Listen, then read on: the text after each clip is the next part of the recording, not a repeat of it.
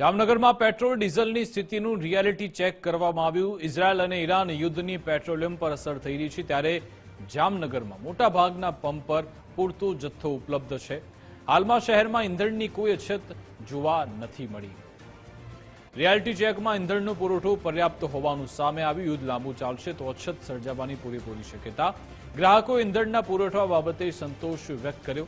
Petrol pump मालिकों ईंधणना जत्था अंगे बात करी। जामनगर में हाल पेट्रोल और डीजल की स्थिति सामान्य है।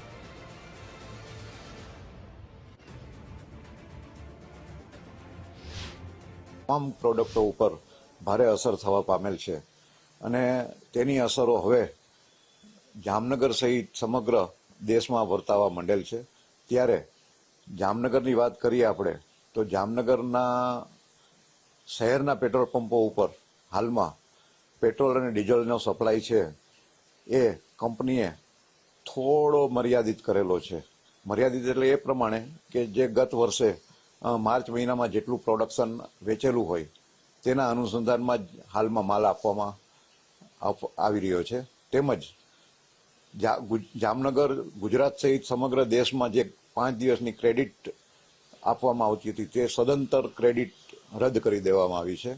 અને ખાસ કરીને કહીએ તો જામનગર જિલ્લાના પેટ્રોલ પંપ એટલે કે ગ્રામ્ય વિસ્તારના પેટ્રોલ પંપો ઉપર અત્યારે ડ્રાયની પરિસ્થિતિ ઉદ્ભવી ગયેલ છે અને શનિ રવિમાં પેટ્રોલ અને ડીઝલનો ડિસ્પેચ ચાલુ રહેવો જોઈતો હતો તે હાલની તંગીના કારણે આપવામાં આવેલ ન હતો, જેના કારણે થઈને આજ સવારથી શહેરના કેટલાક પંપો ઉપર પણ એની અસર વર્તાઈ રહી છે। ઇઝરાયલ અમેરિકાએ ઈરાન પર ચડાઈ કરતા ઈરાને વળતો પ્રહાર કર્યો છે, એટલે કે યુદ્ધ જેવી પરિસ્થિતિનું નિર્માણ થયું છે। ત્યારે તેની વૈશ્વિક અસરો જોવા મળી રહી છે।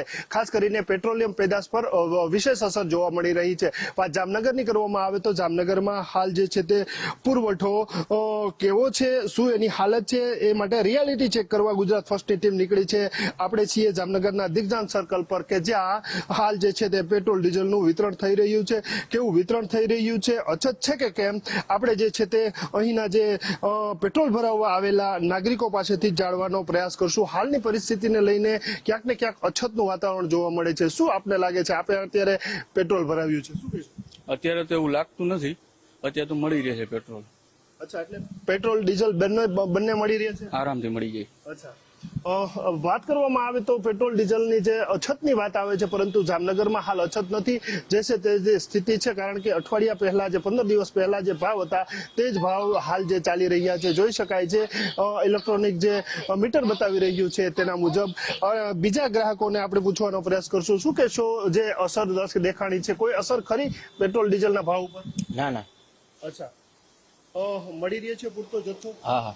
અચ્છા, તો હાલ તો જામનગરમાં પેટ્રોલ ડીઝલનો જે જથ્થો છે તે મળી રહ્યો છે, પરંતુ ક્યાંક ને ક્યાંક જો આ યુદ્ધ લાંબુ ચાલ્યું તો તેની અસર પડશે તેવા પણ સંકેતો સર્જાઈ રહ્યા છે। એટલે કે હાલ જામનગરમાં પેટ્રોલ ડીઝલ સહિતનો પેટ્રોલિયમ પેદાશોનો જે જથ્થો છે તે પૂરતો હોવાનું સામે આવી રહ્યું છે। કેમેરામેન હિરેન ગાંધીની સાથે નથુ આહિર, ગુજરાત ફર્સ્ટ, જામનગર।